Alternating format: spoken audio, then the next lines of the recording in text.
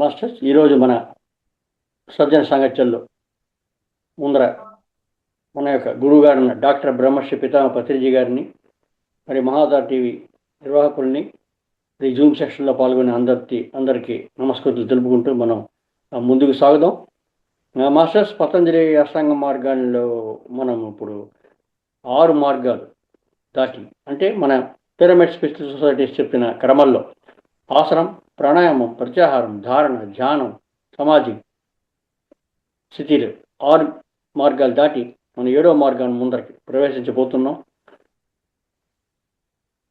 సమాధి స్థితికి వచ్చేసిన తర్వాత మనం అంతకు ముందర తెలుసుకున్నాం, మనం చేయాల్సిన కృషి అంతా కూడా ఏమిటంటే ఓన్లీ ఆసనం, ప్రాణాయామం అంతే. దాని తర్వాత దాన్ని మనం సరిగ్గా ఆ 2 సిద్ధించాయనుకోండి, ఆసన సిద్ధి, ప్రాణాయామం సిద్ధి జరిగాయంటే మిగతా ఎక్కడెక్కడ వచ్చేస్తుంటాయండి.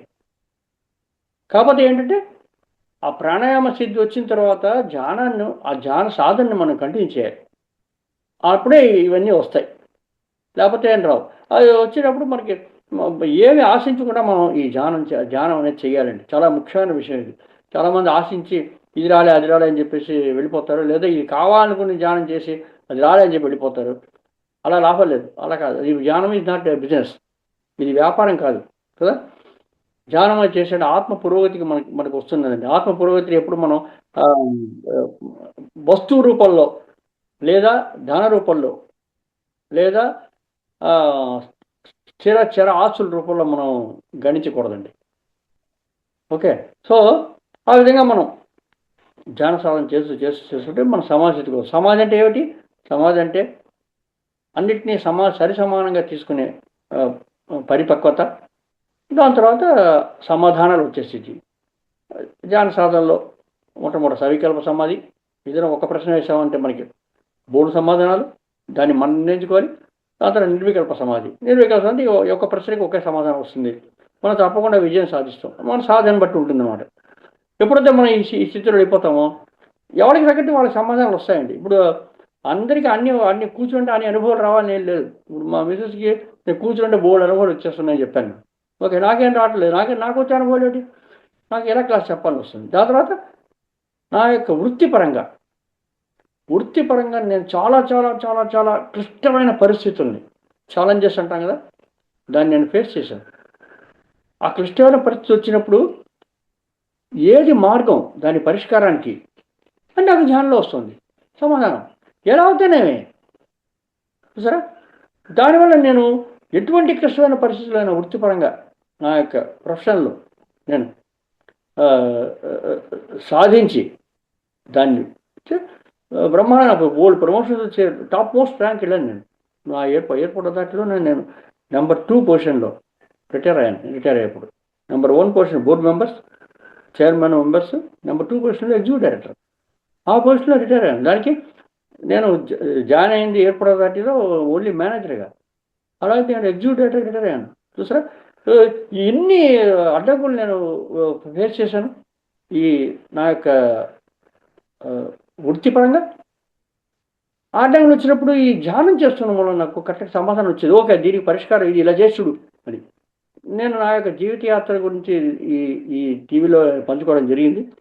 వీలుంటే మీరు ఆ ఎపిసోడ్ని మీరు చూసి తెలుసుకోండి. దానిలో నేను చాలా డీటెయిల్గా చెప్పాను ధ్యానం వల్ల ఎలాంటి ప్రయోజనం నా వృత్తిపరంగా అలా వచ్చింది. నాకు అది వచ్చింది అంతే బస్. సో ఎవరికి ఏది కావాలో అది వస్తుంది ధ్యానం చేసామంటే, అది మనం గుర్తుపెట్టుకోవాలి. Okay, right. ఇప్పుడు మనం నెక్స్ట్ మార్గంలోకి ఏమిటి, యమం. యమం అంటే ఏమిటి? మన ప్రపంచంతో ఎలా ఉండాలి. ప్రపంచం అంతా ఏంటండి? ప్రపంచం అంటే నేను తప్ప మిగతా అంతా కూడా ప్రపంచమే. నాకు నా భార్య ప్రపంచం, నా పిల్లల ప్రపంచం, నా అమ్మ నాన్న ప్రపంచం, నా యొక్క బంధువుల ప్రపంచం, నా యొక్క మిత్రుల ప్రపంచం, నా శత్రువులు కూడా ప్రపంచం. నేను తప్ప మిగతా అంతా నాకు ప్రపంచమే. సో ఈ ప్రపంచంతో మనం ఎలా మెలగాలి అనే విషయం యమం. మనం అంతకుముందు ఒక చిన్న ఎగ్జాంపుల్ కూడా చెప్పుకున్నాం. ఒక గుడి లోపల అద్దాల మందిరం ఉంది. అద్దాల మందిరం ఎందుకు ఉంటుంది? శయన మందిరం మనం చూస్తుంటాం గుడి లోపల. దాని లోపల బోల్డ్ అద్దాలు ఉంటాయి. రాత్రిపూట అంతా అవన్నీ పూజ క్రమాలు అయిపోయిన తర్వాత దేవుడిని తీసుకెళ్ళి పడుకోబెట్టేసి శయనం పడుకుని నిద్రపోతాడు దేవుడు. అది మన నమ్మకం అంతే బస్. అది చేసి మళ్ళీ నెక్స్ట్ టైం మార్నింగ్ మళ్ళీ తీసుకెళ్ళి పూజ కార్యక్రమాలు స్టార్ట్ చేస్తారు. మరి అద్దాల మండపంలోకి వాళ్ళు క్లీన్ చేసేవాడు క్లీన్ చేసి వెళ్ళిపోయాడు. దానిలో కూడా కుక్క దూరింది. కుక్క దూరినంటే ఆ కుక్కకి ఏం కనిపిస్తుంది? 50 ప్రతిబింబాలు కనిపించాయి. 50 అద్దాలు ఉన్నాయి, 50 ప్రతిబింబాలు, 50 కుక్కలు కనిపించాయి. అప్పుడు ఒక్కొక్క ప్రతిబింబం కనిపిస్తేనే కుక్క ఒప్పుకోదు. అలా 50 కుక్కలు కనిపిస్తే ఏమవుతుంది? అది మొరడం మొదలుపెట్టి భో భో భో అని కోపం వచ్చింది దానికి. అణుపుకోవాలని చెప్పేసి ఎంతసేపు ముడుతుంది? 50 కుక్కలు ముడుతున్నాయి. ఒక ఇది భో అంటే అది 50 భోలు వస్తున్నాయి వ్యవస్థగా. ఇంకా తట్టుకొని ఇంకా భో భో భో ఉంటుంది. ఇంకా ఎన్ని భోలు ఉంటున్నా 50 ఇంతలు దానికి తిరిగి చేరుతున్నాయి. అంటే ఈ ప్రపంచంలో ఆ కుక్క ద్వేషాన్ని చూసిందండి, ద్వేషాన్ని చూపించింది, అదే వచ్చింది 50 ఇంతలుగా. ఇంకా అరిచేది ఇక్కడ చచ్చింది. అంతే. ఎంతసేపు అరుస్తుందండి? ఆ ద్వేషంతో మనం అరిచామంటే చస్తాం అంతే. చచ్చిపోయింది. సరే వచ్చాడు క్లీన్ చేసేవాడు, కుక్క చచ్చింది, తీసి పారేశాడు. కొంతసేపు అయిన తర్వాత మళ్ళీ ఒక కుక్క లోపలికి వెళ్ళింది. దానికి కూడా 50 కుక్కలు కనిపించాయి. కానీ ఆ కుక్క ఏం చేసింది? ఎంచక్క 50 కుక్కలతో ఆడుకోవడం మొదలుపెట్టింది. 2 కాళ్ళు పైకెత్తి పిల్లి మొగ్గులేసి ఇప్పుడు 50 కుక్కలు దాంతో ఆడాయి. ఇప్పుడు సంతోషం చూసారా? సో ఈ ప్రపంచంలో దానికి సంతోషం కనిపించింది. 50 ఇంచులు వచ్చింది దానికి. బ్రహ్మాండంగా సంతోషంగా ఆడుకుని హాయిగా ఎంతసేపు ఆడుకుని హాయి సంతోషంగా బడికి వచ్చేసింది. మాస్టర్స్ ఎందుకు చెప్పానంటే ఈ ప్రపంచం అనేది ఒక అద్దాల గది, అద్దాల మేడ, అద్దాల మండపం చూసారా? దానికి మనం ఏమిస్తామో అది మనకి 50 ఇంతలు 3 ఇంతలు వచ్చింది, మనకి అదే వస్తుంది. సో మనము మొదటి కుక్కలా ఉండాలా లేదా రెండో కుక్కలా ఉండాలా అనేది ఎవరికి వాళ్ళు తెలుసుకోవాలి. చూసారా? ద్వేషం చూపిస్తే ద్వేషం వస్తుంది, సంతోషం చూపించామంటే సంతోషం వస్తుంది, అంతే. సో ప్రపంచంతో అలా మెలగాలి, ఇలా మెలగాలి. ఇప్పుడు ప్రపంచంతో ఎలా మెలగాలని మన పతంజలి చెప్పిన వరుస క్రమం ఏమిటంటే మొట్టమొదట అహింస. చూసారా మాస్టర్స్? ప్రపంచంలో మనము హింస చేసి జీవించకూడదండి. జన్మల్లో మొట్టమొదటి విషయం సాధన చేయాల్సింది ఏమిటంటే అహింస. పతంజలి మొట్టమొదటి చెప్పాడు యమనియమంలో అహింస స్టార్ట్ చేయాలని. మనమా భయంకర హింస చేసేవాళ్ళం, హత్య చేసేస్తున్నాం కదా. అలాంటి మనుషులు మనం ఈ కాలంలో అలాగే ఉన్నాం కదా.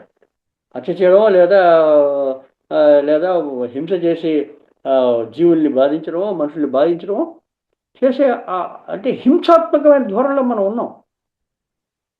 అలా ఉంటే మనం పతంజలి చెప్పిన ప్రకారం మనం ముందుకు వెళ్ళాం. అందుకోసం పత్రి గారు యమనియమం లాస్ట్లో పెట్టారు. ఎప్పుడు సమాజ స్థితికి వచ్చామో ఆటోమేటిక్గా ఈ అహింస, యమంలో ఉండే అహింస అనే స్థితికి మనం ఆటోమేటిక్గా మనం పొందుతాం. ఎలా పొందుతాం? హింస అంటే ఏంటండి? హింసను మనం ఎన్ని విధాలుగా చేస్తామంటే 3 విధాలు: మనస, వాచ, కర్మణ. చూసారా? మనస ఆలోచన పరంగా, వాచ నోటితోటి, కర్మణ శరీరంతో. ఈ విధంగా మనం హింస చేస్తాం. మన వల్ల ఇంకో జీవి, అది గుర్తుపెట్టుకోవాలండి, 24 లక్షల జీవరాశులు ఉన్నాయి, మనిషి మాత్రం అనుకోకూడదు. ఇంకొక జీవికి మనస, వాచ, కర్మణ అది బాధపడిందంటే అది హింస. చూసారా? ఎలా చేస్తాం మనం? కర్మణ శరీరంతో ఎలా కర్మ చేస్తాం? కొట్టడం, లేదా వాళ్ళ కాళ్ళు చేతులు విడిచేయడం, లేదా చంపడం, ఇలాంటివన్నీ కూడా కర్మణ, శరీరపరంగా చేసే హింస. చూసారా? ఓకే. ఈ విధంగా మనం కానీ ఇలాంటి హింసను మనం చెయ్యమండి. ఎందుకు చెయ్యమంటే మనం ధ్యాన అనుభవం వచ్చింది మనకి. ధ్యాన అనుభవంలో మనకి ఏమొచ్చింది? మనం ఆత్మనం అని తెలుసుకున్నాం, పర్మనెంట్గా ఉండేవాళ్ళం కదా. ఎప్పుడైతే సూక్ష్మ శరీర యానం మనకు బయటకు అందుకోసం చూడండి ఎంత ఎంత ఇంపార్టెంట్ ఆ ధ్యాన అనుభవం. ఎప్పుడైతే మనం సూక్ష్మ శరీర యానం చేసి మనం శాశ్వతంగా ఉండేవాళ్ళం, మనము శరీరం మాత్రం కాదు, శరీరం మారిపోతూ ఉంటుంది అని ఎప్పుడైతే మనం ప్రాక్టికల్గా మనం ఈ ధ్యాన అనుభవం వల్ల తెలుసుకున్నాము, అప్పుడు అది మాత్రం మనం తెలుసుకోవడం. దాని తర్వాత ఇంకేం తెలుసుకుంటాం, నేను మాత్రమే ఆత్మ కాదు, అయమాత్మ బ్రహ్మ, నేను నేను ఆత్మని, అయమాత్మ అని తెలుసుకుంటాం. చూసారా, అది మాత్రమే కాదు, ఈ ధ్యాన అనుభవం వల్ల ఈ ప్రపంచంలో ఉండే అన్ని జీవులు కూడా ఆత్మలే. మమాత్మ సర్వభూతాత్మ, నాలో ఉండే ఆత్మనే ఈ సర్వభూతాల్లోనూ ఉండే ఆత్మ ఒకటే అనే విషయాన్ని మనం ధ్యానం చేస్తే వచ్చిన అనుభవాలు తెలుసుకుంటామండి. నేను సూక్ష్మ శరీరం చేసి ఇందాక చెప్పాను, నేను అంతకుముందు చెప్పాను, మనం పులితో మాట్లాడతాం, దాని తర్వాత సింహంతో మాట్లాడతాం, జంతువులతో మాట్లాడతాం, మనుషులతో మాట్లాడతాం, ఎంతమంది ఋషులతోటి వాళ్ళందరితోటి మనం మాట్లాడతాం, దేవతలతో మాట్లాడతాం, రాక్షసులతో మాట్లాడతాం ఈ ధ్యానంలో సూక్ష్మ శరీరంతో. అప్పుడు ఏమొస్తుంది వాళ్ళతో మనకి ఇన్ఫర్మేషన్. ఇంకా పులి చెప్పింది కదా, నేను మేము క్రూర జంతువులు కాదు, మీరే క్రూరులు అని చెప్పేసి దాని గురించి మనం తెలుసుకున్నాం. పాము కూడా చెప్పింది. పాము ఏం చెప్పింది, ఆయన నాగుల చవితికి మీరు పుట్టలో పాలు పోస్తారు కదా, ఎవరు చెప్పాడు మేము పాలు తాగుతామని? మీరు చూసారా మేము పాలు తాగడం? ఎవరైనా చూసారండి పాము పాలు తాగడం? పాము పాలు తాగదండి, ఊరికే సింబల్ చూసాం.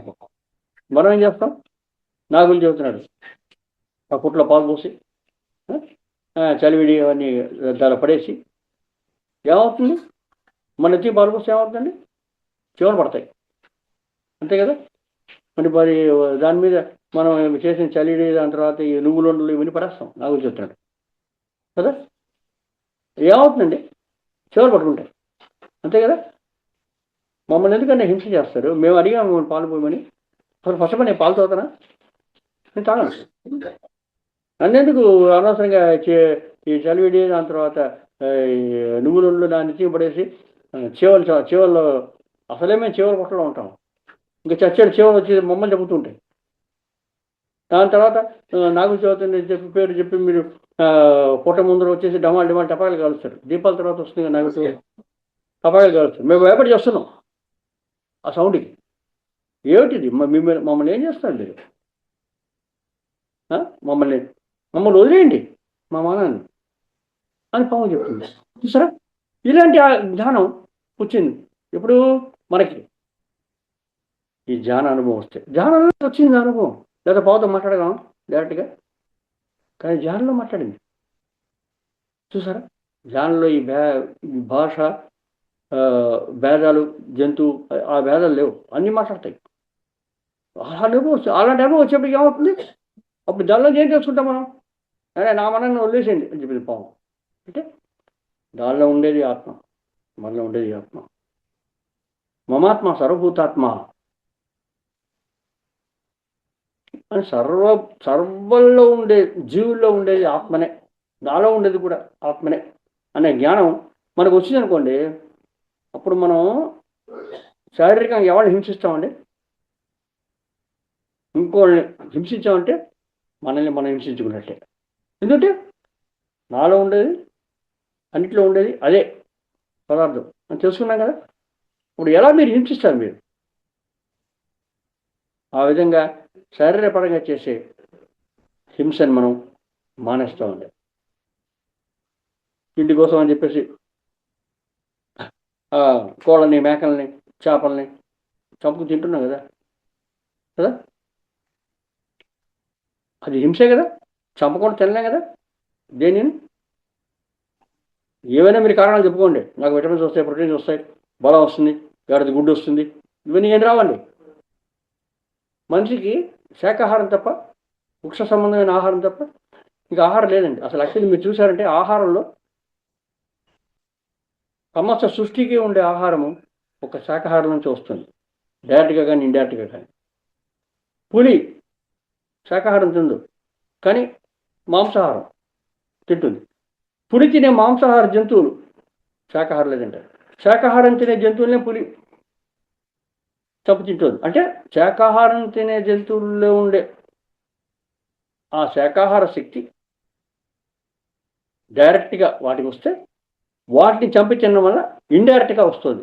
మొత్తం మీద పులి కూడా వచ్చింది, మాంసాహారం తినే జంతువులకు వచ్చిన శక్తి ఏమిటి? శాకాహార శక్తే. సృష్టిపరంగా దానికి అలా ఆహారం నిర్మించబడింది అంతే. చూసారా?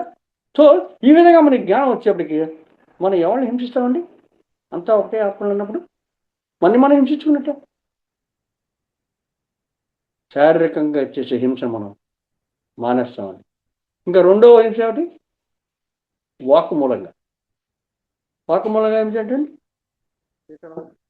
దూషించడం, లేదా ఒకళ్ళ గురించి ఒకళ్ళకి చెడుగా చెప్పడం, ఈ చాడీలు చెప్పడం, ఇలాంటి మాటల వల్ల జరిగే హింస. ఇంకొక జీవి బాధపడుతుంది కదా అలా మనం చెప్పిన వల్ల కదా, అది హింస అవుతుంది కదా. వాక్కు మూలంగా హింస. చూసారా? సో ఇప్పుడు ఎవరైనా తిట్టి అనుకోండి, మమాత్మ సర్వభూతాత్మ అని తెలుసుకున్నప్పుడు నాలో ఉండేది అన్నిటిలో ఉండే అదే అన్నప్పుడు ఎవరు తిట్టినట్టు? మనమే చుట్టుకున్నట్టు. సో అప్పుడు వాక్కు మూలంగా చేసే హింస మనం చేయమండి. చూసారా ఎలా మనకి ఈ అలాట్ అవుతున్నాయని. తర్వాత మానసికంగా చేసే హింస. మానసికంగా ఎలా హింసిస్తామండి? మానసికంగా చేసే హింస ఏమిటంటే మనసులో తిట్టుకోవడం. వాక్కు మూలంగా చేసే హింస బయట చేస్తే అది తెలుస్తూనే ఉంటుంది మిగతా వాళ్ళకి. మనం 10 తిట్టామంటే వాళ్ళు 2 తిట్లు తిడతారు, లేదా 100 తిట్లు తిడతారు. ఒక పరస్పర శక్తిని బట్టి ఉంటుంది. ఎవరు అధికమైన స్థితిలో ఉన్నారో శారీరకంగా, మానసికంగా, దాన్ని బట్టి. కానీ మనసులో ఎలా తిడతాం? మనసులో ఎలా హింసేస్తాం? మనసులో ఇంకోటి గురించి చెడుగా ఆలోచించినప్పుడు హింసేనండి.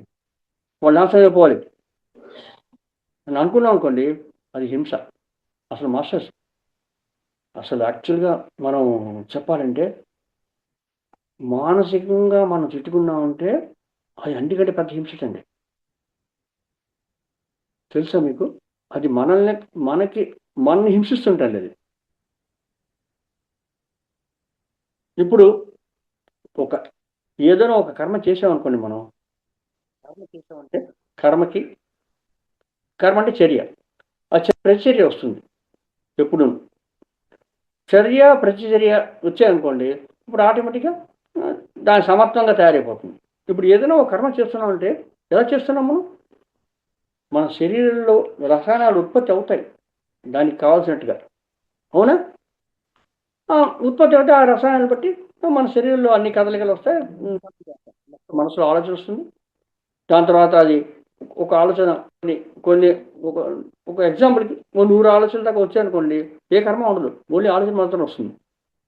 101 నుంచి 500 దాకా ఆలోచన వచ్చాయనుకోండి, మాట రూపంలో బయటకు వస్తుంది. 501 నుంచి ఇంకా ఎక్కువ ఆలోచన వచ్చాయనుకోండి, అప్పుడు కర్మ ఆరంభిస్తుంది. శరీరం జడం ఏది అంతగా చేయలేదు. అంటే ఒక కర్మ చేయాలంటే మినిమం 500 పైన ఆలోచనలు రావాలి. ఇది ఒక ఉదాహరణకే, ఎక్కువ రావచ్చు, తక్కువ రావచ్చు. మొత్తం మీద ఒక కర్మను మనం చేసామంటే బోల్డ్ ఆలోచనలు రావాలి, అవునా? ఇక్కడ మనసుతోటి మనం ఏదైనా ఒక కర్మ మనసుతోటి ఆలోచన చేసి మనం కర్మ చేస్తున్నాం. కర్మ చేసేటప్పుడు ఫర్ ఎగ్జాంపుల్ ఎవరైనా మనం తిట్టామనుకోండి, బయటగా గట్టిగా అరిచి యువర్ అ ఫూల్, ఇడియట్ అని మనం తిట్టామనుకోండి, ఎవరైనా తిట్టామంటే ఏమవుతుంది? మన కోపం వచ్చింది లోపల. ఆ కోపం వచ్చిన మూలని రసాయన చర్య జరిగిపోయింది, అందుకని కోపం వచ్చింది కదా. చర్య జరిగింది కాబట్టి కోపం వచ్చింది. ఆ కోపాన్ని మనం తిట్టేప్పటికి ఎదుటి వ్యక్తి లోపల చర్య ఆరంభించింది, అవునా? మనలో చర్య ఆరంభించింది. నేను బయటికి తిట్టినంటే నేను నార్మల్ స్థితికి వచ్చేసాను. నాలో చర్య వచ్చింది, నేను నార్మల్ స్థితికి వచ్చాను, నేను బయటికి చెప్పిన మూలాన్ని. ఇప్పుడు ఈ బయట వ్యక్తికి వాళ్ళ లోపల చర్య ఆరంభమైంది నేను తిట్టేప్పటికి. వాడికి కూడా కోపం వచ్చేస్తుంది. చూసారా, తిరిగి వాడు మనం తిడతాడు.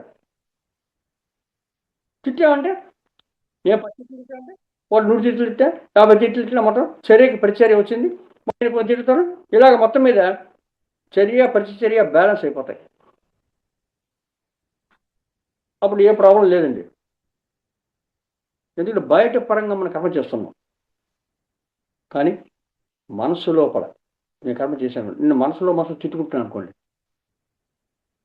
మనసులో తిట్టుకుంటున్నానంటే అప్పుడు కూడా చర్య ఆరంభించినట్టే కదా. అప్పుడు ఏమవుతుంది, మన శరీరం లోపల రక్త ప్రసరణ, బీపీలు అవన్నీ ఇంక్రీజ్ అయిపోతాయండి. మామూలుగా ఎదురుగుండా వ్యక్తి కనిపించినప్పుడు నవ్వుతూ మాట్లాడతాను, కానీ లోపల తిట్టుకుంటుంటాను.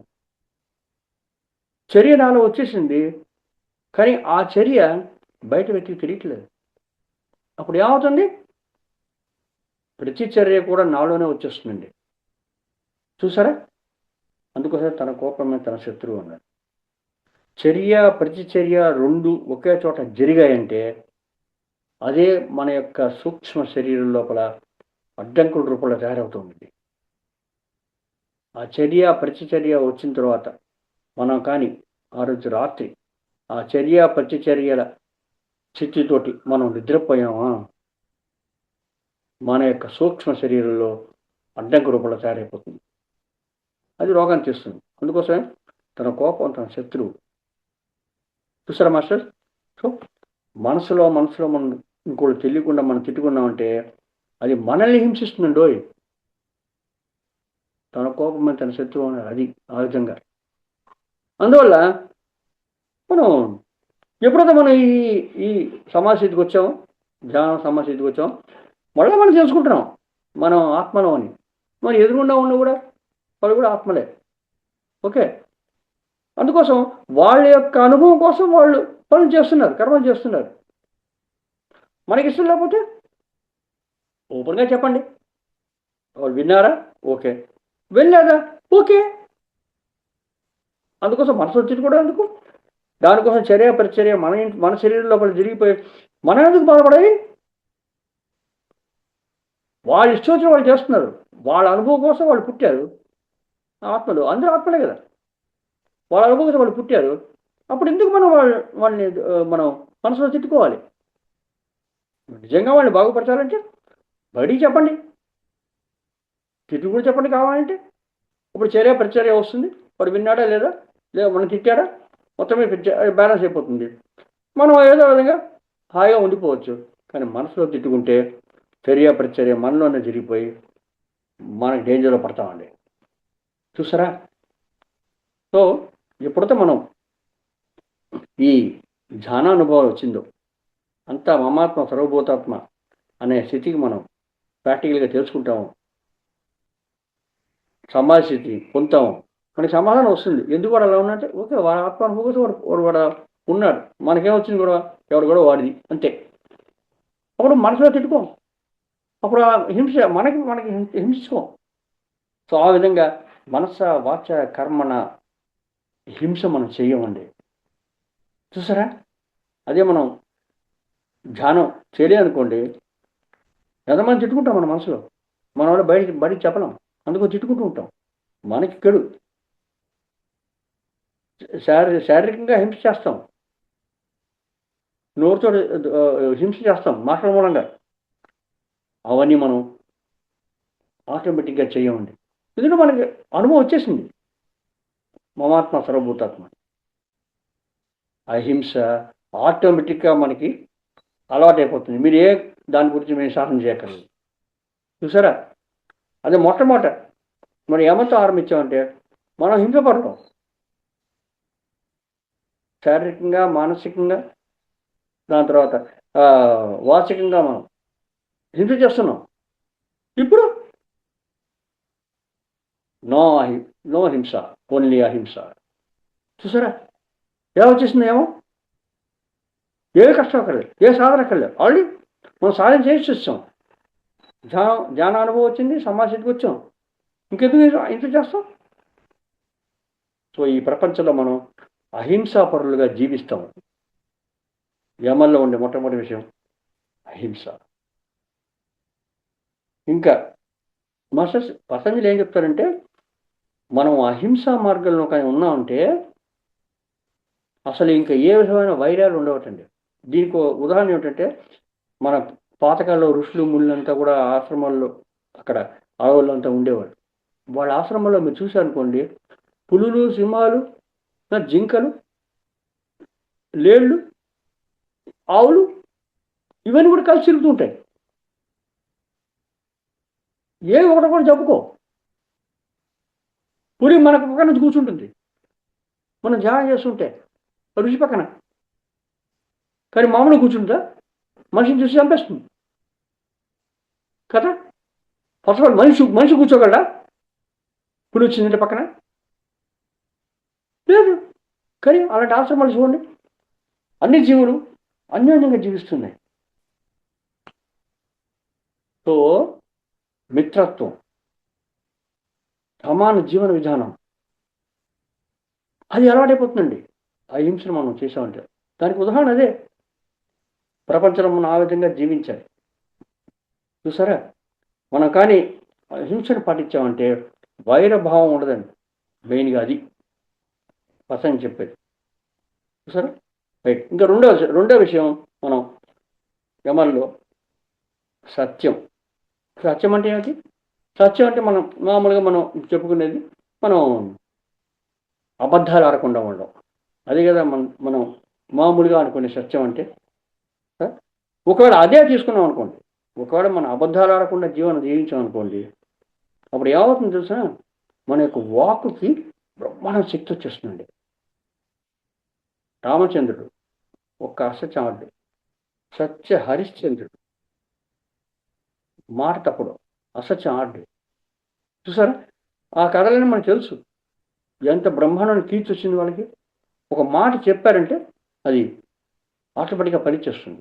అంత వాక్ శక్తి వస్తుందండి సత్య పాలన వల్ల, మామూలుగా అబద్ధం చెప్పండి వల్ల. చూసారా. సో పతంజలి ప్రకారం సత్యవాక్కులు పలుకుతూ మనం చేసామంటే మన పనులు అత్యంత శక్తివంతంగా మారిపోతాయి. వాళ్ళకి వాక్ శక్తి వచ్చేస్తుందండి. అందుకోసమే మనకి ఋషులు ముళ్ళు వీళ్ళంతా కూడా ఒక మాట చెప్పారంటే, సంతోషంతో చెప్పారంటే అది వరం అవుతుంది. నీకు ఇది స్థాపించాలి అని వాళ్ళు ఆశీర్వాదం చేశారంటే ఒక మాటతోటి ఆటోమేటిక్గా మనకు సిద్ధిస్తుంది. అదేవిధంగా వాళ్ళు కోపం చేసుకుని ఇలా అయిపోతావు, నాశనం అయిపోతావు, నువ్వు రాక్షస జన్మెత్తు ఇలా చెప్పానుకోండి, నోరుతో చెప్పిన మాట అది రాక్షసుగా మారిపోతారు, అది జన్మెత్తాడు. మనం చాలా వింటున్నాం పురాణాల్లో అంతా కూడా. సో వాక్ శక్తి ఎక్కువైపోతుంది సత్యపాలన చేసామంటే. అది మనం వ్యావహారికంగా చేసేది. కానీ సత్యం అంటే ఇంకొక మీనింగ్ ఏమిటంటే, ఏది నిత్యమో ఆ సత్యం అండి. ఏది నిత్యం అంటే ఏది మారకుండా వస్తుందో అదే నిత్యం. మార్పు ఎక్కడికక్కడ జరుగుతుంది. మార్పు చేయడానికి ఏమేమి విధానాలు ఉన్నాయి? మార్పు చేయడానికి మూడే స్థితులండి. దేశ కాల పరిస్థితి అంతే. దేశకాల పరిస్థితుల్లో మార్పు చెందకుండా ఏదైతే వస్తుందో అది నిత్యము, అదే సత్యము. చూసారా, అంటే ఒక ఉదాహరణ చెప్పుకున్నాం అనుకోండి, దేశం మారింది అనుకోండి. ఇప్పుడు భారతదేశంలో ఉన్నాం మనం, భారతదేశంలో ఉన్నా కూడా అది మారకూడదు. అమెరికాలో ఉన్నాం అనుకోండి, అమెరికాలో ఉన్నా కూడా మారకూడదు. జపాన్లో ఉన్నాం అనుకోండి, జపాన్లో ఉన్నా కూడా మారకూడదు. చంద్రుడి మీద ఉన్నాం అనుకోండి, చంద్రుడి మీద ఉన్నా కూడా మారకూడదు. గురుగ్రహం మీద ఉన్నాం అనుకోండి, అక్కడ కూడా మారకూడదు. ఓ నక్షత్రం ఉందనుకోండి, అశ్విని భరణి నక్షత్రం లేదు, అశ్విని నక్షత్రం మీద ఉన్నాం అనుకోండి, అక్కడ కూడా మారకూడదు. అంటే చోటు మారితే అది మారకూడదు. చోటు మారితే అది మారిపోయిందా, అది నిత్యం కాదు. చూసారా, మార్పు రావడానికి ఈ చోటు మారితే మార్పులు వస్తాయి.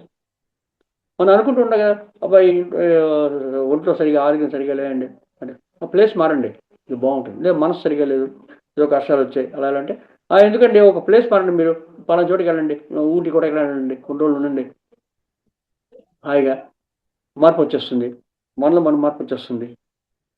నో, ఏ దేశం వెళ్ళినా ఎక్కడ చోటు మారితే మారకూడదండి, అది నిత్యం. ఇంకా వేరే మార్పు అవడానికి ఛాన్స్ ఏముంది?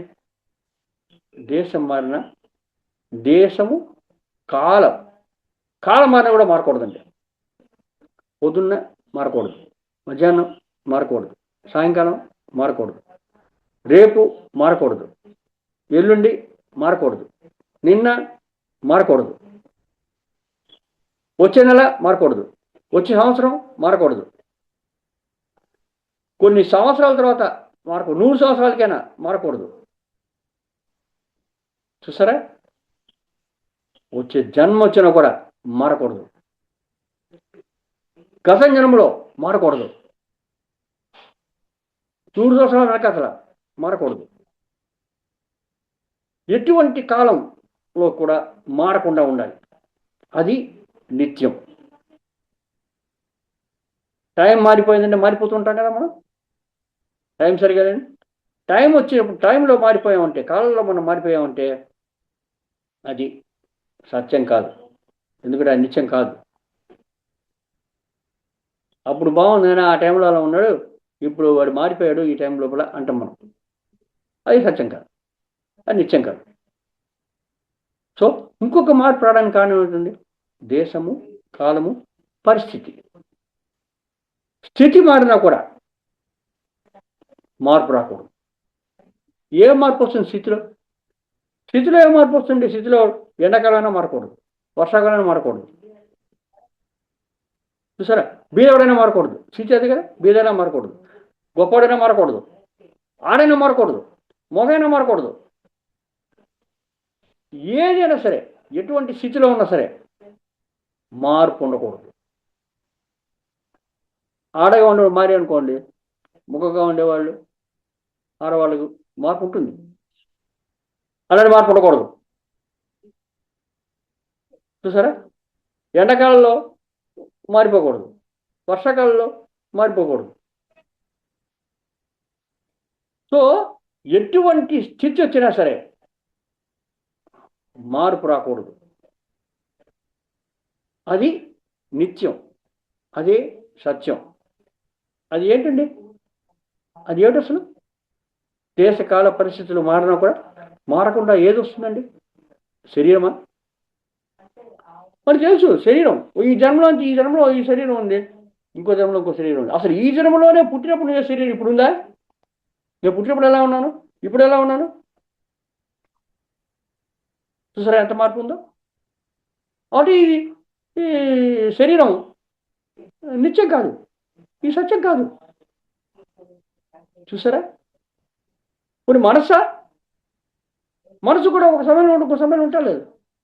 ఒకసారి బాగుంది, బాగా ఆలోచిస్తుంది, ఇంకోసారి దుర్భరంగా ఆలోచిస్తుంది, ఒకసారి వ్యాకులు చెందిపోతుంది, ఒకసారి టూ మచ్గా ఆలోచిస్తుంది అనవసరంగా, ఒకసారి ఎప్పుడు ఏమి చేయాలో ఆలోచించకుండా సోమేలో పడుకుంటుంది. మనసు మారిపోతుంది, మనసు కాదు. చూసారా? శరీరం కాదు, మనసు కాదు, అవి మారిపోతున్నాయి, దేశకాల పరిస్థితులు మారిపోతున్నాయి. మనం ఇక్కడి నుంచి అమెరికా మరి ఇంగ్లాండ్కి వెళ్ళాం అనుకోండి, ఆ స్థితిలో మనకి ఆ పరిస్థితి మనకి వెదరబడి సరిగా సూట్ అవ్వట్లేదు అనుకోండి, మనకి సూట్ అవ్వట్లేదు, మనం మారిపోతాం. అక్కడ ఈ లాభాలు అనిపి అక్కడ మనకి వచ్చేస్తుంటాం. పరిస్థితి మారిపోతే మారిపోతున్నాం మనం. నో. సో శరీరం మనస్సు కాదు, మరి ఏమిటి? అదే మన యొక్క ఆత్మ. చూసారా? ఆత్మ, సూక్ష్మ శరీర సముదాయంలో ఉండే ఆత్మ, అది మార్పు చెందండి. పోయిన జన్మలో కూడా అదే ఆత్మ ఉంది, అదే సూక్ష్మ శరీర సముదాయంతో మారలేదు. కానీ పోయిన జన్మలో నాకు వేరే శరీరం ఉంది, వేరే దేశంలో ఉంది, వేరే కాలంలో ఉంది, వేరే పరిస్థితిలో ఉంది, కానీ ఆత్మపరంగా మారలేదు. ఇప్పుడు ఈ జన్మలోకి వచ్చేప్పటికి ఈ దేశంలో పుట్టాను, ఈ స్థితిలో ఉన్నాను, ఈ మగ జన్మ తీసుకున్నాను, ఈ పేరులో ఉన్నాను, ఇలాంటి ఇలాంటి పరిస్థితుల్లోనే ఉన్నాను. శరీరం మారిపోయింది, మనసు మారిపోయింది, కానీ ఆత్మ మారలేదు. ఇంకా వచ్చే జన్మ లోపల నేను ఎక్కడ పుడతాను, ఏ దేశంలో పుడతాను, ఏ పరిస్థితుల్లో పుడతాను, ఏ సమయంలో పుడతాను, అవన్నీ మారిపోతాయి. కానీ మారకుండా వచ్చేది ఆత్మ. సో మాస్టర్స్, ఏది నిత్యమైంది? ఆత్మే నిత్యమైంది. అంటే సూక్ష్మ శరీర సముదాయంతో ఉండే ఆత్మే నిత్యమైంది. మిగతా అన్ని కూడా మారిపోతుంటాయి దేశకాల పరిస్థితుల లోపల. ఇప్పుడు మనకి అలాంటి అనుభవం మనకు వచ్చేసింది ధ్యానం చేసిన వల్ల. అందుకోసం మాస్టర్ ధ్యాన అనుభవం, ధ్యానం ధ్యానం ధ్యానం ఎందుకు ధ్యానం అనే పేరు చెప్తున్నాం. ఇలాంటి అనుభవాలు వస్తుంటాయి. ఆత్మ అనే అనుభవం రావాలి. ఫండమెంటల్గా మనకు రావాల్సిన జ్ఞానం అదే అండి. ఎప్పుడైతే మనకి అది వచ్చిందో ఆటోమేటిక్గా మనం ఆత్మగా మనం తెలుసుకున్నాం అనుకోండి, తెలుసుకున్నామంటే ఇంకా మనం శాశ్వతంగా ఉండేవాళ్ళం. మమాత్మ సర్వభూతాత్మ. ఇక్కడ జరిగేంత ఫుల్గా అంత ఆత్మ పదార్థమే. సర్వం ఖలిత్వం బ్రహ్మ. అంతా ఈ ఆత్మ పదార్థం వల్లనే సృష్టించబడింది అనే జ్ఞానం మనకి ధ్యానం చేస్తూ వస్తుంది. చూసారా? అప్పుడు మనం ఎటువంటి స్థితిలో ఉన్నామో ఆ స్థితిని దాన్ని అలాగే మనం ఎంజాయ్ చేస్తాం. మన పర్మనెంట్ అనే విషయాన్ని మనం ఎప్పుడైతే తెలుసుకుంటామో, మన అశాశ్వతంగా ఉండే శరీరం కాదు, మనం శాశ్వతంగా ఉండేవాళ్ళం. మనం ఎప్పుడైతే ఈ జ్ఞానం మనకి ఆత్మ పదార్థం యొక్క జ్ఞానం మనకు వస్తుందో, అప్పుడు మనం నోటితో అబద్ధం చెప్తాం. ఎవరితోటైనా భౌతికంగా చెప్పాల్సిన అవసరం లేదు. ఎందుకు అబద్ధం చెప్పాలండి? అబద్ధం చెప్తున్నాం అంటే దానివల్ల మనకి ఏదో లాభం ఉండాలి కదా, అందులో చెప్తాం. ఆ లాభం అనేది మనకి శాశ్వతంగా ఉంటుందా? కొన్ని నష్టం అనేది శాశ్వతంగా ఉంటుందా? ఏది ఉండదు. ఎందుకంటే మనకి లాభం నష్టం అనేది ఈ శరీరానికి సంబంధించినవే. కానీ ఆత్మకు సంబంధించినంత వరకు లాభ నష్టాలు లేవు. నువ్వు కోటీశ్వరైనా సరే, భిక్షగాడైనా సరే ఒకటే. దానికి కావాల్సిన ఓన్లీ అనుభవం తప్ప ఇంకేం లేదు. సో భౌతికమైన విచార సంబంధం లేదు. సో అసత్యం మాట్లాడడం అనేది భౌతికమైన విషయం. భౌతికంగా మనం సత్యవాక్కు పరిపాలనగా ఉంటాం, సత్యంలో జీవిస్తాం. ఎందుకంటే ఆత్మని తెలుసుకున్నాం మనం. లేదా నోటికి వచ్చిన అబద్ధాలు ఆడుతూ ఉంటాం మనం చెప్పడానికి, మన యొక్క పని నెరవడానికి. సో ధ్యానం చేస్తే మనం శాశ్వతం, ఆత్మ పదార్థం, సర్వం కలితం బ్రహ్మ, అంతా బ్రహ్మ పదార్థమే అనే విషయం మనం తెలుసుకుంటాం. అప్పుడు అసత్యం అనేది మన నోట్లోంచి రాదండి. మన యొక్క వాక్కు ఎంతో శక్తివంతం అయిపోతుంది. కావాల్సిన మాట్లాడతాం, లేదా మాట్లాడడం, లేదా కామ్గా ఉంటాం. ఎందుకంటే మన శాస్త్రం చూసారా, సత్యం అనే విషయం యమం లోపల సత్యవర్తులుగా మనం జీవిస్తాం. ఆటోమేటిక్గా వచ్చేసింది యమంలో. దీనికి అంతమంది లేకపోతే ఈ నోటికి వచ్చిన అబద్ధాలు అడిగి చోటు ఉండేవాళ్ళం. అలా కాదు. చూసారా ఎలా వచ్చిందో? సో యమంలో మూడో విషయం బ్రహ్మచర్యం. యమంలో మూడో విషయం బ్రహ్మచర్యం. బ్రహ్మచర్యం అంటే ఏంటండి? మనం మామూలుగా మనం భౌతికంగా మనం చూసామంటే పెళ్లి కాకుండా ఉంటాం, అంతే కదా మనం అనుకునేది. బ్రహ్మచారి అంటే ఏంటి? పెళ్లి కాకుండా ఉన్న మనిషి బ్రహ్మచర్యం, అంతే కదా. అలాగే జీవించడం అనుకుంటాం. పతంజలి ఏం చెప్తాంటే, ఈ బ్రహ్మచర్యాన్ని మనం పాటించామంటే వీర్య వృద్ధి పొందుతాం. వీర్య వృద్ధి పొందడం అంటే మనలో ఉండే శక్తి అనవసరంగా ఖర్చు చేయమండి బ్రహ్మచర్యలో, పతంజలి చెప్పిన విషయం. సో ఎప్పుడైతే మనం బ్రహ్మచారిగా మనం ఉంటామో, చూడండి చాలా బ్రహ్మచారులు ఉన్నారు, వాళ్ళు చాలా ధైర్యవంతులుగా ఉంటారు. ఎందుకంటే వీర్యవంతుడు, సాహసంతో ఉంటారు. అలా సాహసంతో ఉన్నవాళ్ళని, వీర్యంతో ఉన్నవాళ్ళని వాళ్ళు ఏం చేస్తారు? నిర్భయంగా ఈ ప్రపంచంలో తనకు తెలిసిన విషయాన్ని చెప్తారండి, నిర్భయంగా, భయపడకుండా. ఎందుకంటే వాళ్ళకి వీర్యం ఎక్కువ,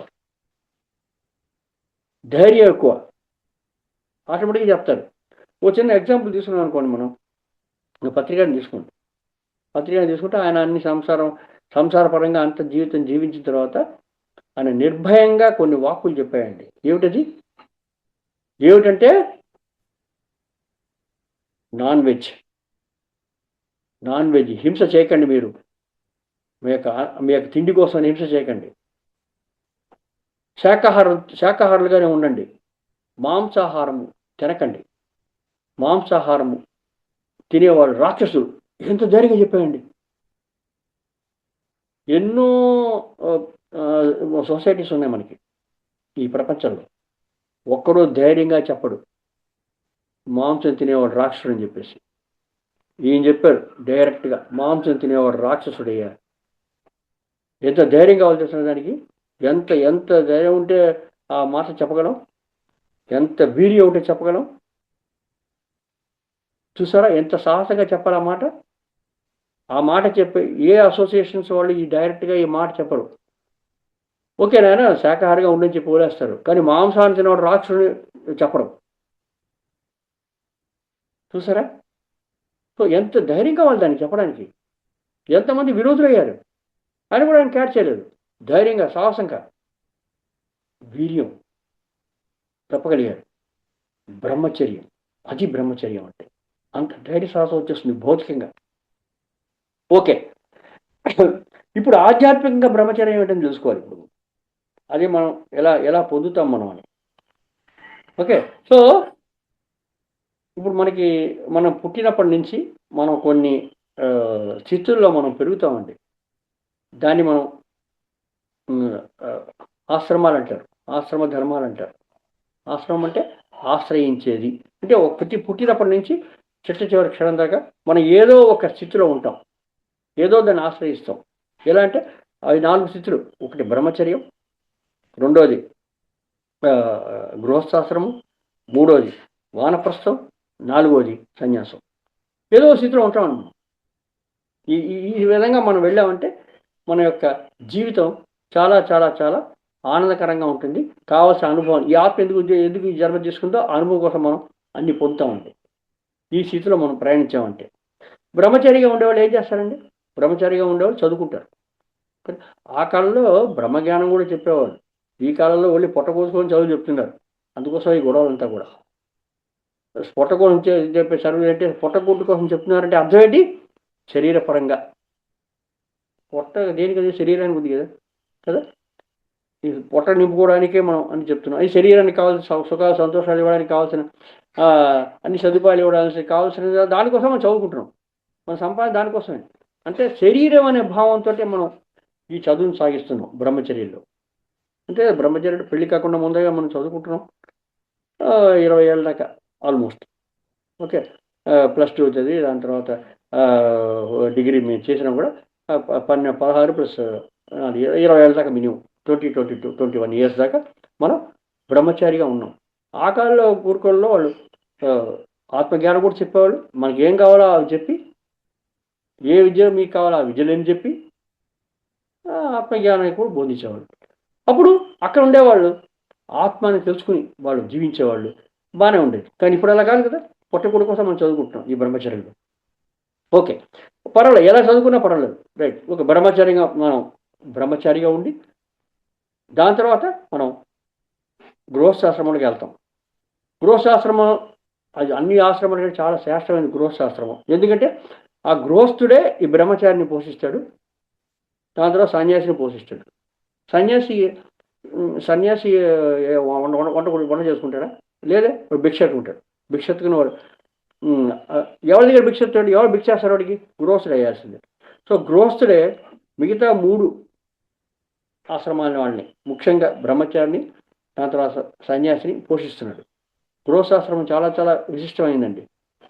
ఎందుకంటే అదే అన్నిటికీ ఆధారం పోషణ కోసం. అందుకోసం గృహస్థుడిగా ఉండి సంసారంలోనే సన్యాసం చేయమని చెప్పారు మన పత్రిక. పొలమని ముగ్గు ముసుకుని సన్యాసి గారు కూర్చోకుండా అవసరం లేదు, సంసారంలో సన్యాసిగా ఉండడం ఎలా, అదే మనం ధ్యానం చేస్తూ వస్తున్నాయి. ఇప్పుడు ఇలాంటివన్నీ ఎలా యమలో అలా ఉండాలి సంసారంలో సన్యాసిగా కదా. సో గృహశాస్త్రము అయిన తర్వాత వానప్రస్థం ఒక 60 ఏళ్ళ దాకా మనం గృహస్థాశ్రమంలో ఉంటాం. అప్పుడు మన పిల్లలు పుడతారు, ఆ పిల్లలకి పిల్లలు పుడతారు. వాళ్ళు వాళ్ళకి ఆ గైడెన్స్ ఇవ్వడానికి మనం సరిపోతాం అక్కడ దాకా. దాని తర్వాత మర్యాదగా మనం వనంలోకి వెళ్ళిపోయి భార్యాభర్తలు వానప్రస్థంలో ఉంటారు. ఆ వానప్రస్థంలో భార్యాభర్తలు కలిసి ఉండి ఎప్పుడైతే భార్య కానీ భర్త కానీ ఎవరైనా ఒకళ్ళు ముందర పోతారు కదా, పోయారంటే ఇంక మిగిలిన వాళ్ళు సన్యాసం తీసుకుంటారు. అది మన యొక్క పద్ధతి. చూసారా? సో ఈ విధంగా మనం జీవిస్తాం మన యొక్క జీవితంలో. బ్రహ్మచర్యం, గృహస్థాశ్రమం, వానప్రస్థం, సన్యాసం కదా. ఇవంతా ఓకే, బాగానే ఉంది, దానిలో ఏం ప్రాబ్లం లేదు. కానీ మనం ఈ విద్యను మనం ఎప్పుడు నేర్చుకుంటున్నాం? ఈ ఆత్మజ్ఞానం ఎప్పుడు నేర్చుకుంటున్నాం? ఈ ధ్యానంలోకి వచ్చిన తర్వాత నేర్చుకుంటున్నాం. ఈ ధ్యానంలోకి వచ్చిన తర్వాత ఏం నేర్చుకున్నాం అంటే, మనం అందరం ఆత్మ పదార్థాలే అనే విషయాన్ని, అంటే అందరూ బ్రహ్మ పదార్థాలే అనే విషయాన్ని. బ్రహ్మం అంటే ఏమిటి? బ్రహ్మం అంటే భూరి ఇది బ్రహ్మ. భూరి అంటే ఏమిటి? చాలా గొప్పది. ఎంత గొప్పది? ఎంత గొప్పది అది? ఎంత గొప్పది అంటే దాన్ని మనం ఎలా ఎలా మనం ఇంత గొప్పదని తెలుసుకుంటాం? మనం దేన్ని మనం తెలుసుకోవాలంటే, ఇంత గొప్పది ఇంత పెద్దది అని తెలుసుకోవాలంటే మనం కొలవాలి కదా. దేన్నైనా కొలవాలి మనం. వేటితో మనం కొలుస్తామండి దేన్నైనాను? ఎలా కొలుస్తాం మనం? ఇంత పొడవు ఒక కొలత అంతే కదా. ఇన్ని కిలోమీటర్లు ఉంది, ఇన్ని మీటర్లో, ఇన్ని కిలోమీటర్లు మైల్లో ఉంది, కొలుస్తాం. ఓకే, ఎన్ని కిలోమీటర్లు బ్రహ్మ? ఎన్ని కిలోమీటర్లు అని కొలిచారనుకోండి, 1000 కిలోమీటర్ల లేదు, ఇంకా పెద్దది. భూరి ఇతి బ్రహ్మ, గొప్పది, పెద్దది, చాలా పెద్దది. భూరి ఇతి బ్రహ్మ, చాలా పెద్దదైంది బ్రహ్మము. అది డెఫినేషన్. ఎంత పెద్దది మనం కొలుస్తున్నాం? 1000 కిలోమీటర్ల లేదు, ఇంకా పెద్దది. 1,00,000 కిలోమీటర్ల లేదు, ఇంకా పెద్దది. 1,00,00,000 కిలోమీటర్ల లేదు, ఇంకా పెద్దది. కోటి కిలోమీటర్ల ఇంకా లేదు, ఇంకా చాలా పెద్దది. అంటే మనము ఇంత పొడవు అని కొలలేము. చూసారా? కొలలేము. ఇంకా ఏమైనా కొలుస్తాం? బరువు, కిలోగ్రామ్. దేని మనం అలా కొలుస్తాం కదా, ఇంత పొడవు ఉంది, ఇంత బరువు ఉంది. ఎన్ని కిలోగ్రాములు? 1,00,000 కిలోగ్రాముల లేదు, భూరి ఇంకా పెద్దది. 1,00,00,000 కిలోగ్రాముల ఇంకా పెద్దది. కోటి కిలోగ్రాముల లేదు, ఇంకా పెద్దది. కొలలేం బరువుతోటి. ఇన్ని కిలోగ్రాములు నో. ఇంకా వేరే ఆదాయం కొలుస్తాం ఘన పరిమాణంతో. చదరపు ఘన మీటర్లు. 1 మీటర్కి 1 మీటర్ పొడవు, 1 మీటర్ వెడల్పు, 1 మీటర్ ఎత్తు ఉండే పరిమాణం తీసుకున్నాం అనుకోండి, అది ఒక ఘన మీటర్ అంటాం. 1 ఘన మీటర్ అంటే 41 లీటర్ నీళ్ళ పరిమాణం తీసుకుంటే. సో ఎన్ని లీటర్లు? ఎన్ని గడపు మీటర్లు? 1,00,000 గడపు మీటర్ల? 1,00,000 లీటర్ల? కోటి లీటర్ల? కోటి లీటర్ల? ఎన్ని కొలవలేం. భూరి చాలా పెద్దది. ఇది బ్రహ్మను మనం అలా కొలవలేం. ఘనంతో కొలవలేం, పొడవుతో కొలవలేం, బరువుతో కొలవలేం, మన కొలతల ప్రకారం. ఇంకా దేంతో కొలుస్తాం మనం? ఇంకా మనం కొలుస్తాం కాలంతో. ఎంత కాలంలో మనం దాన్ని చేరుకోగలం? ఒక 1 అవర్లో వెళ్ళి చేరుకోగలమా? నో. 60 నిమిషాలు నో. పోనీ 2 రోజులు చేసుకోగలమా? నో, ఇంకా పెద్దది. కొన్ని నెల రోజులు ప్రయాణం చేస్తే చేరుకోగలమా? లేదు, భూరి ఇంకా పెద్దది. కొన్ని సంవత్సరం చేస్తే చేరుకోగలమా? లేదు, ఇంకా పెద్దది. మనం ఎంత దూరం ఉంది ఇక్కడ నుంచి నక్షత్రం అంటే లైట్ ఇయర్స్తో కోల్స్తారండి. ఒక లైట్ అంటే కాంతి సంవత్సరాలు దూరం. ఒక కాంతి ఎంత దూరం ప్రయాణిస్తుంది? ఒక సెకండ్కి 10 లక్షల కిలోమీటర్లు. మరి ఒక సంవత్సరానికి ఎంత దూరం ప్రయాణిస్తుంది? అన్ని సంవత్సరాల దూరంలో ఉంది ఒక నక్షత్రం. కాలంతో కొలుస్తున్నాం మనం. సో అన్ని లక్షల కోట్ల కాంతి సంవత్సరాల యొక్క కొలవచ్చా మనం ఆ బ్రహ్మాన్ని? లేదు, ఇంకా పెద్దది. సమయంతో కొలవలేం. అన్నిటికంటే చాలా తక్కువ సమయంలో 1 సెకండ్ గడియ లేదా విఘడియ. కానీ మనం కొనలేం. సో ఈ ఈ నాలుగిటితోటి, పొడవుతోటి,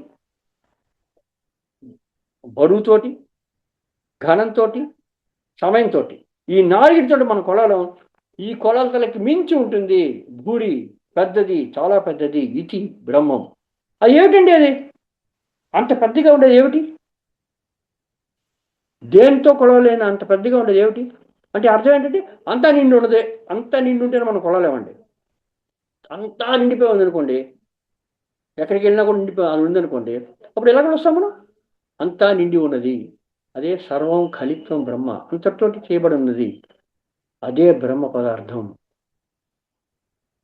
దాన్ని మనం ఆత్మ అన్నాం అంతే, చాలా సింపుల్గా. ఎందుకంటే మనలో ఉండి అంతటా నిండిపోయిందంటే మనలో కూడా అదే నిండి కదా. అసలు యాక్చువల్ డెఫినేషన్, ఆత్మ డెఫినేషన్ ఏం చూస్తుందండి, మనం ఆత్మ మనలో ఉంది అనుకుంటామండి. కాదు కాదు కాదు, మనం ఆత్మలో ఉన్నాం. ఎందుకంటే అంతా ఆత్మే కదా, అదే బ్రహ్మ పదార్థం, సర్వం కలిత్వం బ్రహ్మ. ఇట్లా ఉండే అదే మమాత్మ సర్వభూతాత్మ. ఈ జ్ఞానం మనకి ఎలా కలుగుతుంది? ధ్యానం చేర్చగలుగుతుంది. అదే ఆత్మని తెలుసుకుంటున్నాం కదా మనం, చూసారా? సో అంతా బ్రహ్మ పదార్థమే, అంతా ఆత్మ పదార్థమే. సర్వం కలిత్వం బ్రహ్మ, మమాత్మ సర్వభూతాత్మ, అయమాత్మ బ్రహ్మ. ఇవంతా ఒకటే, ఆత్మ పదార్థమే, బ్రహ్మ పదార్థమే. సో సమస్తము బ్రహ్మ పదార్థమే అనే జ్ఞానంతో మనము చరించాలి ఈ ప్రపంచంలో. దాన్నే బ్రహ్మచర్యము అంటే, బ్రహ్మ పదార్థం అనే జ్ఞానంతో చర్యం చరించడం అంటే మనం మెలగాలి, చూసారా? సో ఎప్పుడైతే మనం ఈ ధ్యానానుభవం వల్ల ఆటోమేటిక్గా మనం ఆత్మను తెలుసుకున్నామో, ఈ బ్రహ్మచర్యం అనేది ఆటోమేటిక్గా మనకు అలవాటు పడిపోతుందండి యమల్లో. లేదా మనం చేయాలనుకోండి, మనం పెళ్లి కాకుండా ఉన్నామని బ్రహ్మచారి అనుకుంటాం అంతే.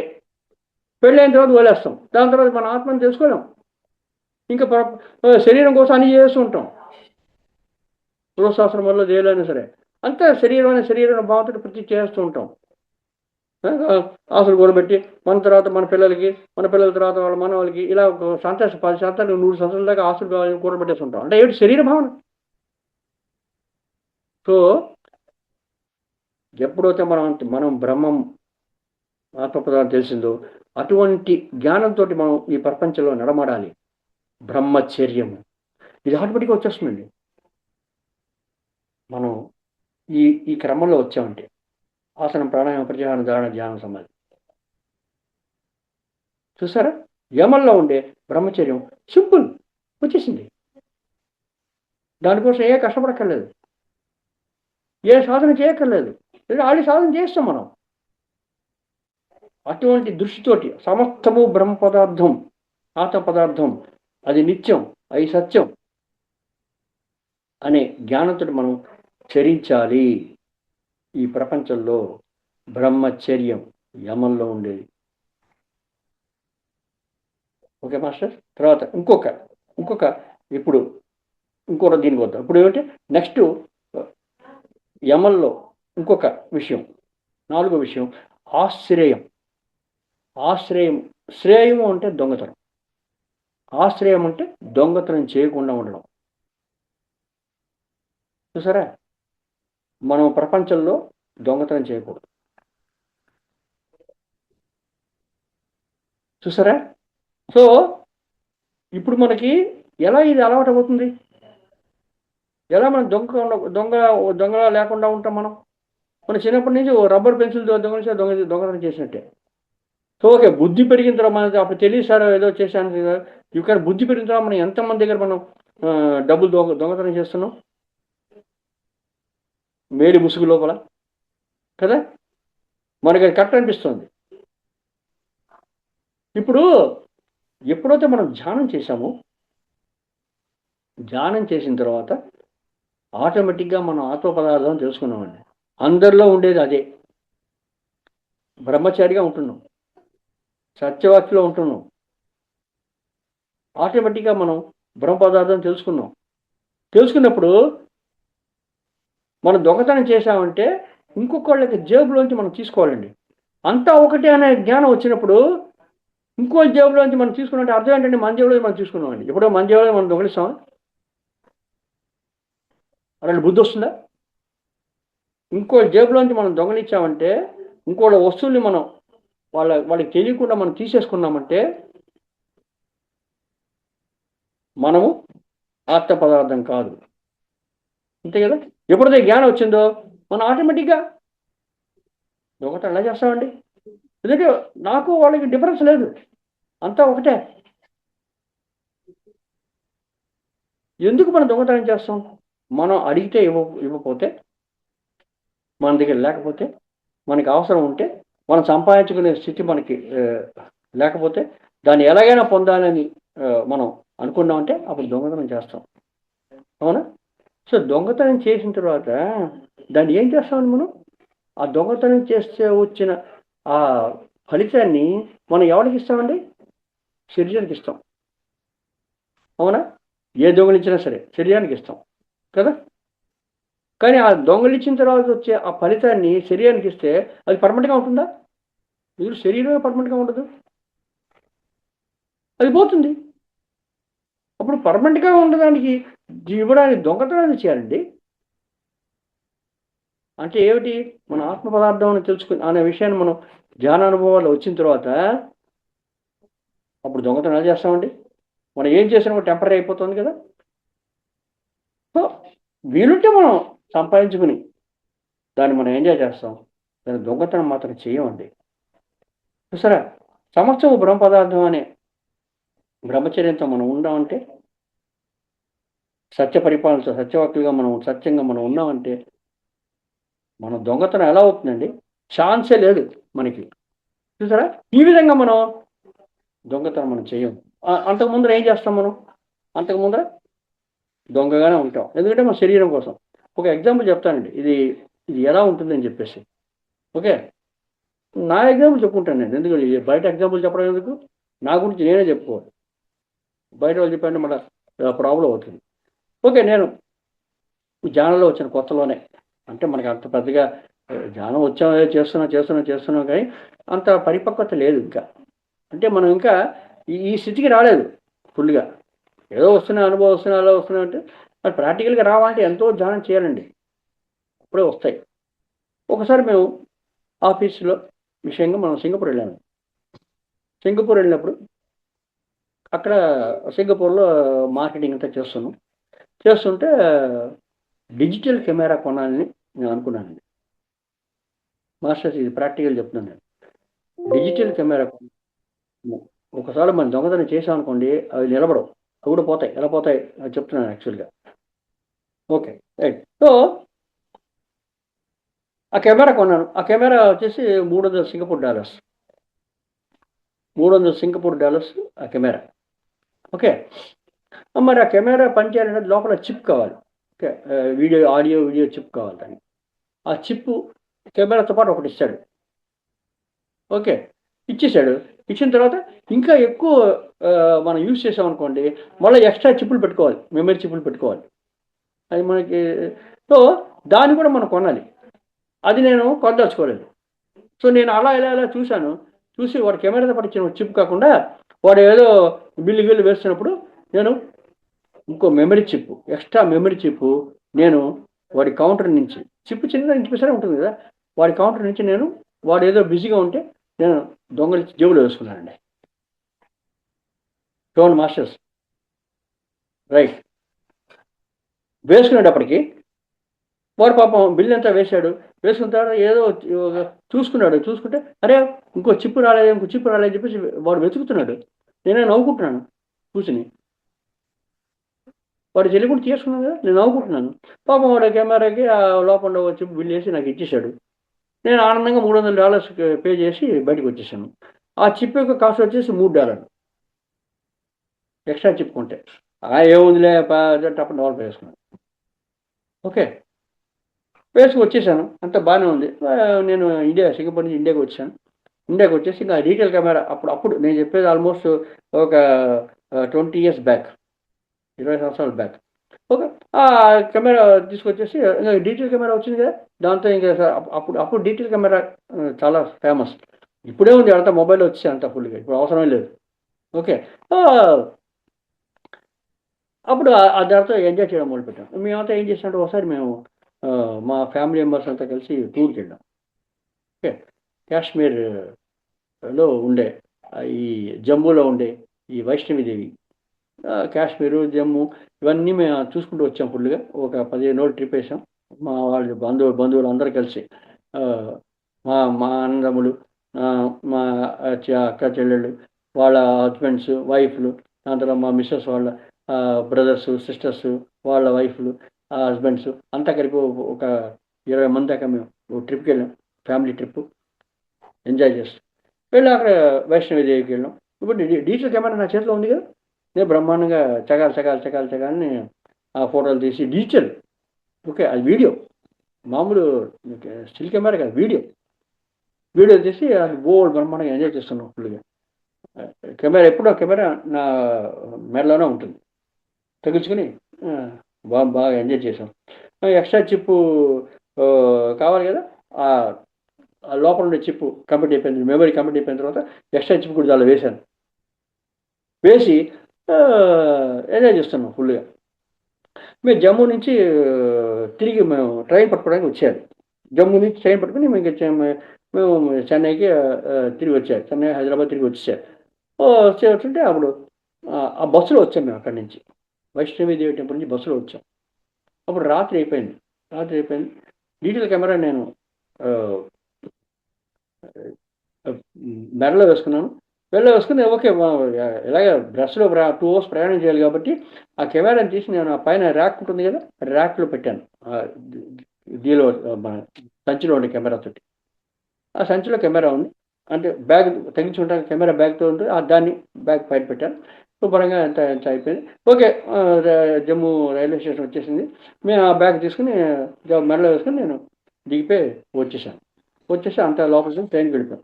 ట్రైన్‌లో వెళ్ళి కూర్చున్న తర్వాత అంతా బానే ఉంది. ట్రైన్‌లో వెళ్ళి కూర్చున్న తర్వాత కెమెరాతో పనేముందండి? ఇంక లేదు. కెమెరా తీసి లోపల పెడదాం, పెట్టెలో పెడదాం అని చెప్పేసి మెడలో ఉండే ఆ కెమెరా బ్యాగ్ తీసి లోపల పెడదాం అనుకున్నాం. ఆ కెమెరా బ్యాగ్ చాలా లైట్‌గా ఉంది. అంటే బస్సులో దిగినప్పుడు మేము అంతగా ఏం గమనించుకోలేదు. చాలా లైట్‌గా ఉంది. లైట్‌గా ఉంటే ఏంట్రా ఇంత లైట్‌గా అని చెప్పేసి ఓపెన్ చేసేసి లోపల కెమెరా లేదండి. ట్రైన్ కదిలిపోయింది. బస్సు వెళ్ళిపోయింది. అంతే. ఇంకేం చేస్తాం ఇంకా? ఇంకేం చేయను. ఎక్కడ పోయినా ఈ పెట్టెలో పెట్టాను, అక్కడ పెట్టాను, ఇక్కడ పెట్టాను అంతా ఫుల్ అందరి పెట్టెలో వెతికేసాం. 20 మంది పెట్టెలోనే వెతికాను నేను. బై చాన్స్ ఎక్కడైనా పడిపోయిందని. లేదు. పోయింది. అంతే. చూసారా మాస్టర్స్? రూ. 3 3 సింగపూర్ డాలర్స్ యొక్క చిప్ నేను దొంగిలించినందుకు 300 సింగపూర్ డాలర్స్ యొక్క కెమెరా పోయిందండి.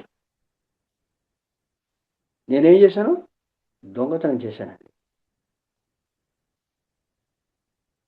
చూసారా? నాకు అలాంటి అప్పుడప్పుడు ధ్యానంలోకి వస్తున్నాం కాబట్టి మనకంత అంత ఇది లేదు. ఒకటే ఏడుపు. అయ్యో! అయ్యో! $300 పోయిందండి. 300 సింగపూర్ డాలర్స్ అంటే ఆల్‌మోస్ట్ ఒక సింగపూర్ డాలర్ వచ్చేసి ఆల్‌మోస్ట్ రూ. 70, రూ. 80 అప్పుడు మన దీంట్లో. 25,000 పోయింది. ఏమిటి? 3 సింగపూర్ డాలర్ యొక్క చిప్ దొంగిలించినందుకు 300 సింగపూర్ డాలర్ యొక్క కెమెరా పోయిందండి. చూసారా మాస్టర్స్? ఇలాగే జరుగుతుంది. ఏడవడం మొదలుపెట్టాం. అంతే ఏడుసు వస్తుందా? రాదు. ఆ విధంగా మనం దొంగలుగా ఉండేవాళ్ళం. ఏంటి నాకంతా నాకప్పుడు ఆల్మోస్ట్ 40 ఏళ్ళు వయసు. 40 ఏళ్ళ వయసులో జరిగిందిది. చూసారా? జాన్‌లోకొచ్చిన కొత్తలోనే. 1 ఇయర్ కూడా అయ్యుండదు. 1 ఇయర్, 1 ½ ఇయర్ అయ్యుండదు. ఆ కొత్తలోనే. మనకి చావడం లేదు. అంతే. అలాగే ఉంటారు అందరూను. ఎందుకు తింగరించాను నేను? శరీరపరంగా మనం బోలెడు ఫోటోలు తీసుకుని ఎంజాయ్ చేయొచ్చని చెప్పేసి. అంతే కదా! ఏమైంది? పోయింది. $3 వల్ల $300. ఎప్పుడైతే మనం ఈ సాధన చేస్తామో, ధ్యానం చేసి మనం ఈ స్థితికి వస్తామో మనం పొరపాటును కూడా దొంగతనం చేయమండి. ఎందుకంటే ఎవరి జేబులో దొంగిలిస్తున్నాం? అంత ఆత్మపదార్థం అయినప్పుడు నా జేబులోనే దొంగిలించుకుంటా, అంతే కదా? చూసారా? సో మనం ధ్యానం చేశామంటే ఆశ్రయం, దొంగతనం చేయకుండా ఉండడం ఆటోమేటిక్గా అలవాడిపోతుందండి. మీరు దానికోసం ఏం ప్రయత్నం చేయక్కర్లేదు. అంతకుముందు ఎలా ఉన్నాను, నా ఎగ్జాంపుల్ చెప్పాను నేను. చూసారా? ఇది మనకి ఈజీగా 40 ఏళ్ళలో చేసిన దొంగతనం. Not small. $3 బదులు $300 పోయాయి. నూరింతలు. ఆ జ్ఞానం వస్తుందండి మనకి. రైట్, నో దొంగతనం. ఆశ్రయం ఆటోమేటిక్గా అలవాడిపోతుంది యమల్లో. ఇంకా యమల్లో ఇంకా ఐదో విషయం అపరిగ్రహం. పరిగ్రహం అంటే కావాల్సిన దానికంటే ఎక్కువ తీసుకోవడం. అపరిగ్రహం అంటే కావాల్సిన దానికంటే ఎక్కువ తీసుకోకుండా ఉండగలగడం, అది అపరిగ్రహం. చూసారా? ఓకే, మనం ఒక చిన్న ఎగ్జాంపుల్. ఇంతకుముందు కూడా మనం ఈ ఈ ఇప్పుడు పతంజలి ఏం చెప్తారంటే, ఈ ఆశ్రయము అనే స్థితిని కానీ మనం యమల్లో అలవర్చుకుని మనం ఉండగలిగామంటే, తనకు కాని వస్తువులు దొంగతనం చేయకుండా మనం ఉండగలిగామంటే మనకి ఎన్నో సంపదలు వచ్చేస్తాయండి. చూస్తారా? ఎంతో సంపదలు వచ్చేస్తాయి మనకి.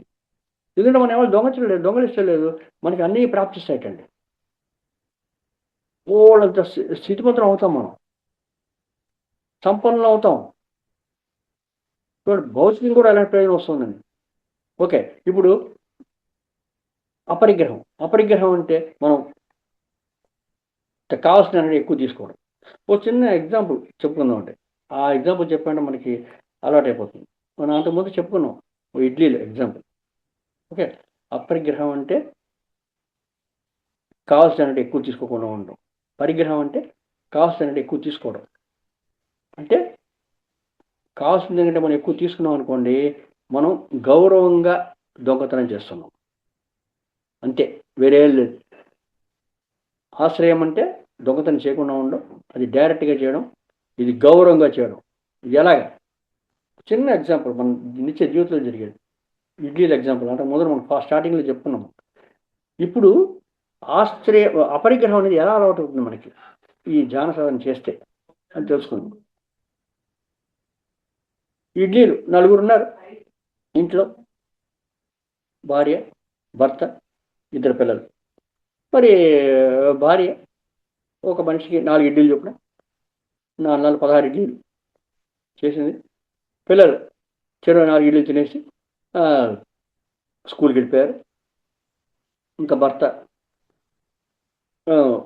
భర్తకి ఆవిడ 4 ఇడ్లీలు పెట్టి సాంబారు చట్నీ అన్నీ పెట్టి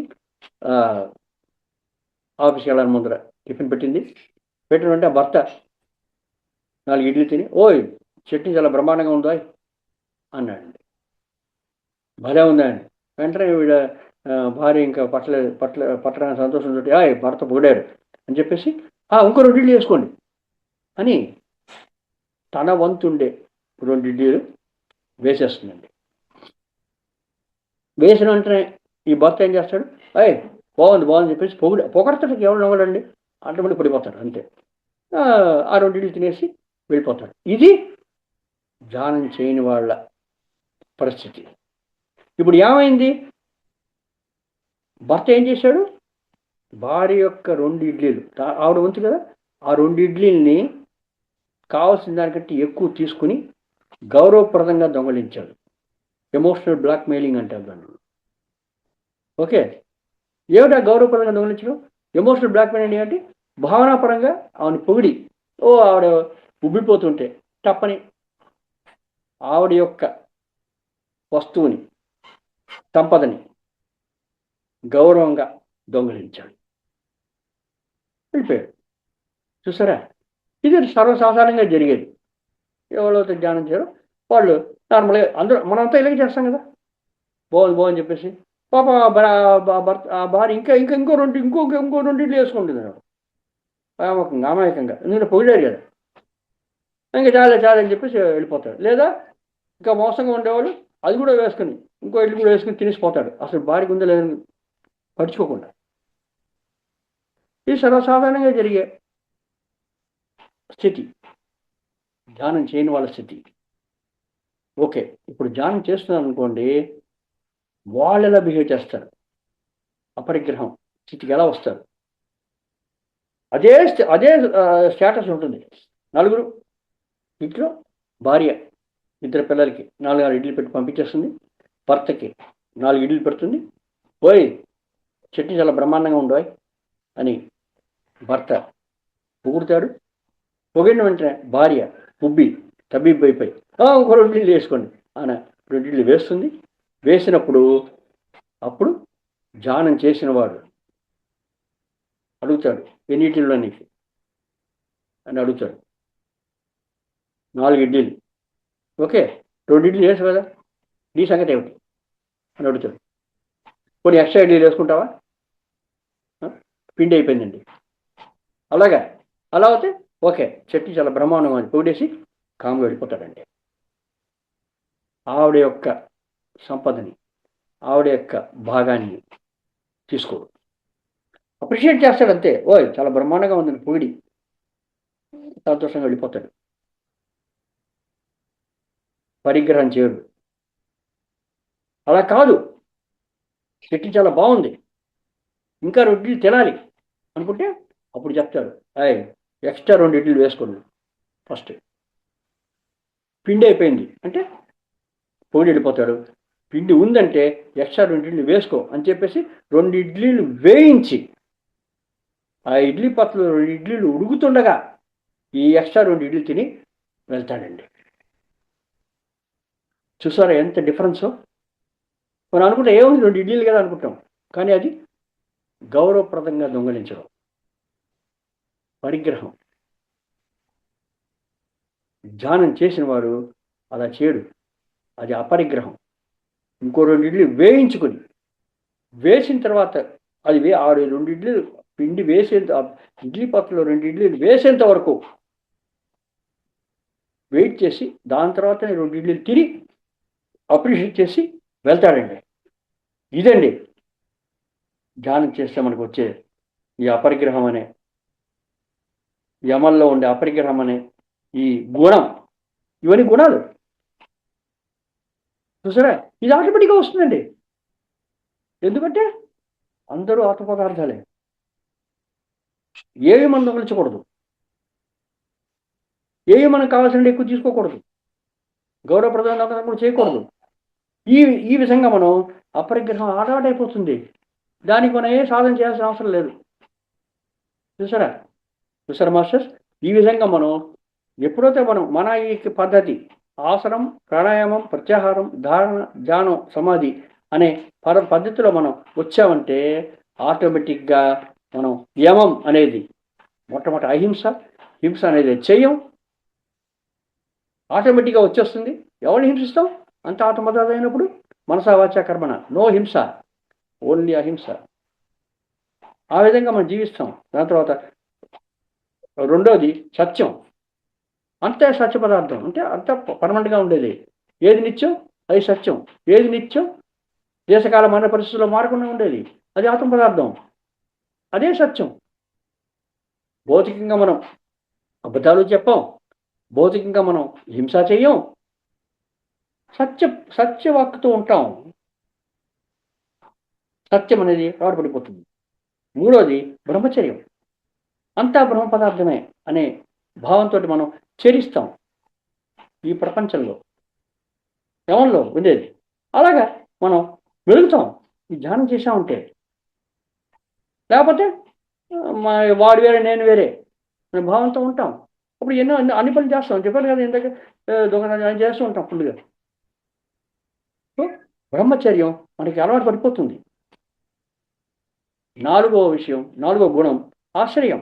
దొంగతనం చేయకుండా ఉండడం. చెయ్యం ఆటోమేటిక్గా. ఎవరిని దొంగిలిస్తారు? నా జేబులో నేను దొంగిలించుకుంటానా? నో, ఎందుకంటే అంతా ఒకటే. అది ధ్యాన అనుభవంలో వస్తుంది. అపరిగ్రహం ఐదోది, కావాల్సిన దానికంటే ఎక్కువ తీసుకోండి. నేను గౌరవప్రదంగా కూడా దొంగలించను. ఆటోమేటిక్గా నాకు అలవాటు అయిపోతుంది. ఎందుకంటే నేను ఆత్మే, మా ఆవిడ కూడా ఆత్మే, భర్త ఆత్మనే, భార్య ఆత్మే. ఎవరి సొత్తు వాళ్ళకు ఉండాలి.